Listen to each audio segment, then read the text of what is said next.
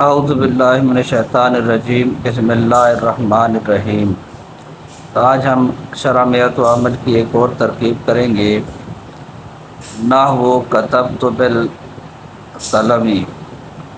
اس سے پہلے ہم قانون دوبارہ سے اس کو پڑھیں گے کہ نحو کے بعد اگر جملہ آ جائے یا فعل یا حرف آ جائے تو مراد اللفظ کہہ کر مضاف الیہ بناتے ہیں، کیونکہ نحو ان کلمات میں سے ہے جو جملہ کی طرف مضاف نہیں ہوتا۔